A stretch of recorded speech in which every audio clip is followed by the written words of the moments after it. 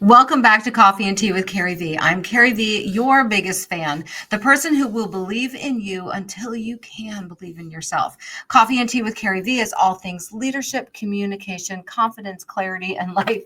And if you're watching on YouTube, this is Princess. Princess has been very clingy lately, and she wanted to come on the podcast today. And so I told her she could, as long as she's quiet, which that is questionable if she'll actually do that.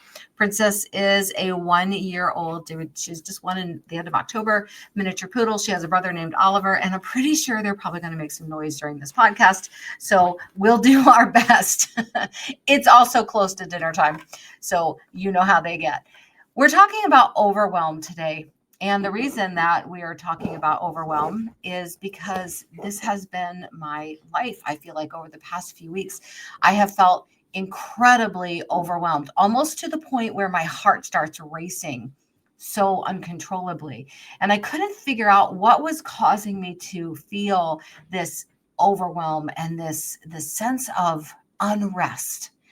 I don't really know how to describe it, but if you've ever been there, you know what it is. It's like nothing in your brain fires correctly. Everything feels like a monumental task, even things that are not monumental. Things that you're used to doing all the time feel monumental. You feel like you can't get you back. You can't get your schedule back. You can't get control. That's the way that I describe overwhelm. Now, disclaimer, I am not a psychiatrist, psychologist. I am someone who just got braces and is learning to talk with hardware in her mouth.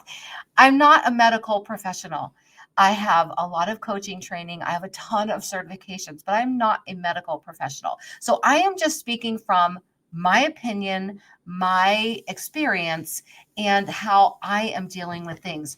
But this podcast is no way intended to be medical advice, nor is it ever. This is real talk for real people. And then you take this information and you do with it what you want. So for some, that is getting other outside help. I think counseling is amazing. I think all of us need it.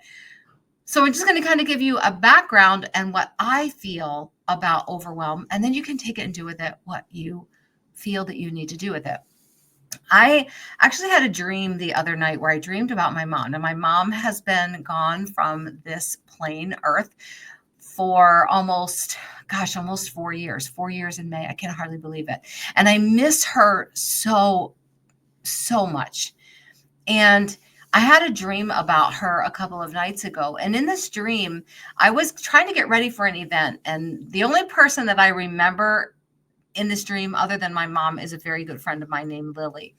And I was trying to get ready for this event, and she kept handing me skincare and makeup, but I couldn't put it on right. I was trying to color in my eyebrows, but I couldn't.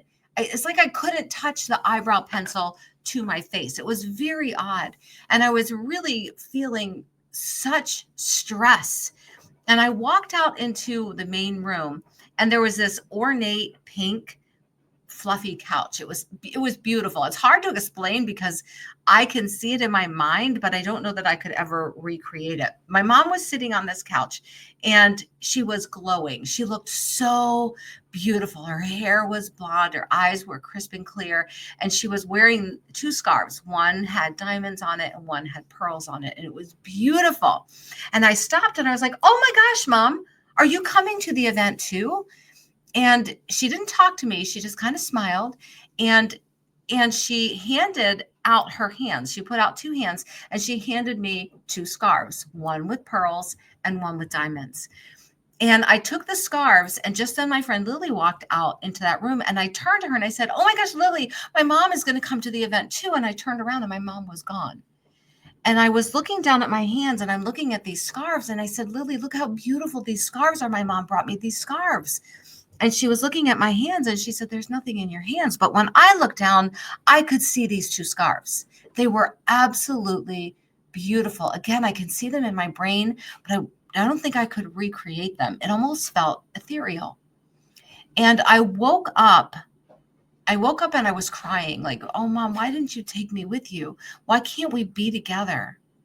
And interestingly enough, a couple of days after I had that dream, I actually drove a couple of hours to spend the day visiting my friend Lily.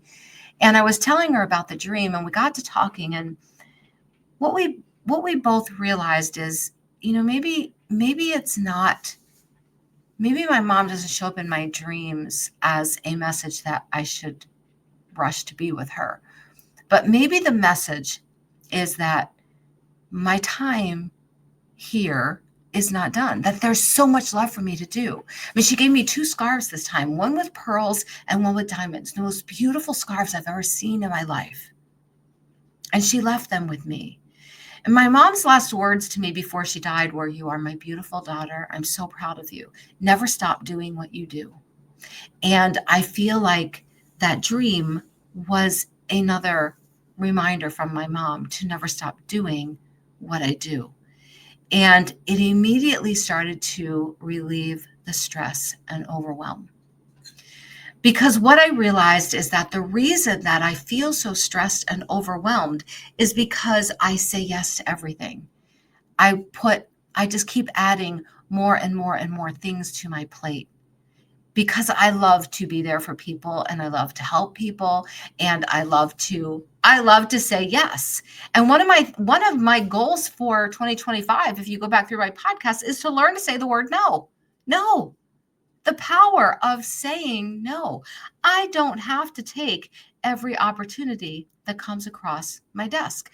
I don't have to say yes to every advertiser. Those of you who follow me know that I do a lot of videos and content for brands. I don't have to say yes to everyone. I really can pick and choose and decide which ones I want to say yes to. And if I do say yes to them, I am allowed to calmly produce the content. I don't have to feel stressed over it. If they don't like it, they'll ask for a redo. I can give it my all, but I don't have to do it from the standpoint of trying to make sure that somebody likes me. Yes, I want to provide good work. I have always had a very strong work ethic, and I want to provide great work.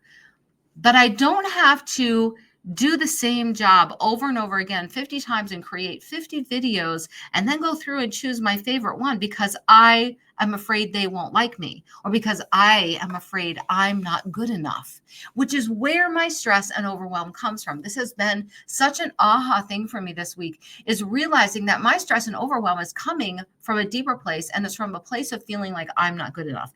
I'm not producing enough. I'm not doing enough. I'm not being enough. I don't have to prove anything to anybody. And when I finally accepted that, the stress and overwhelm started to dissipate. I'm not perfect. It still comes in. I am a high strung person.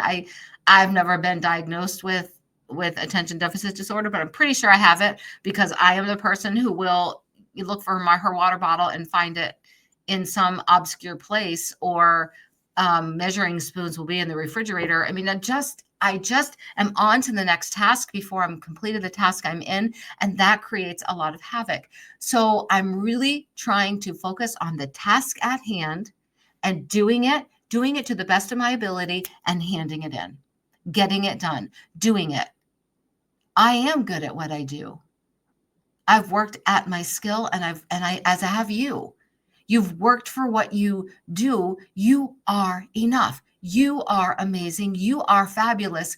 You don't have to prove yourself to anybody. And when you stop trying to prove yourself to everyone around you that you're good enough, that you're strong enough, that you're pretty enough, that you're tall enough, you're short enough, you're whatever enough, when you stop doing that, the overwhelm starts to fall from your shoulders. Every day, be the you that you were put on this earth to be. Become the person you were created to become. If you want to read 30 minutes a day, daggone, do it. You are worthy of taking that 30 minutes a day to read or work out or take a walk or go to a sound healing. I did that this morning. You are worthy of doing those things for yourself. And when you let them all go, trust me, because this is what I have done. This is what I have done over the last 2 or 3 months, is start to carve everything that's a me time thing out of my schedule. Stop doing something. Stop going to something because there is, in quotes, no time. Yes, there is time. Yes, there is. There's time for whatever you deem important in your life. And you are important in your life. It is okay for you to take time for you, whatever that is. You are already enough. And when you really believe that, and when you really walk in that power, the overwhelm will disappear. Just trust me on this one. Your journal prompt this week is, what would I do if I really believed I was enough? What would I do if I really believed I was enough? I love you. I really do. And I can't wait to spend more time with you as we go through 2025. I am restructuring, refocusing, taking back everything that makes me who I am and letting go of the stress, letting go of the overwhelm, letting go of the need to be perfect. Because what even is perfect? Just be you, boo. I love you, and I will see you next time on Coffee and Tea with CarrieVee.